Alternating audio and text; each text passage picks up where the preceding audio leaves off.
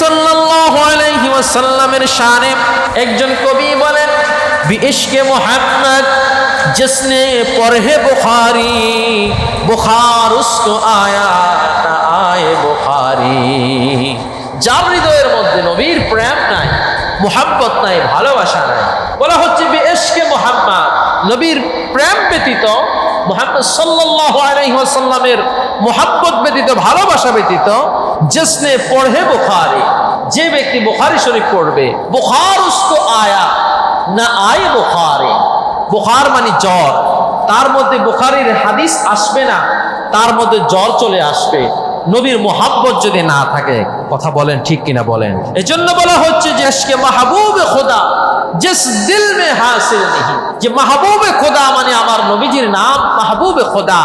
পিয়ারা নবীর প্রতি কারো প্রতি যদি ইশক মুহাব্বত ভালোবাসা সৃষ্টি না হয়, নবীর নাম শোনা মাত্রই যদি নবীর উপর দুরূদ শরীফ পড়ার প্রতি আন্তরিকতা তৈরি না হয়, সেই নবীর প্রেম ভালোবাসা যার হৃদয়ে থাকবে না, তার বিষয়ে বলা হচ্ছে লাখো মুমিন হো, তুমি লক্ষ কোটি মুমিন হতে পারো, মাগার ঈমান মে কামিল নেহি, তোমার ঈমান কখনোই পরিপূর্ণ হবে না, তোমার ঈমান কখনোই পরিপূর্ণ হবে না।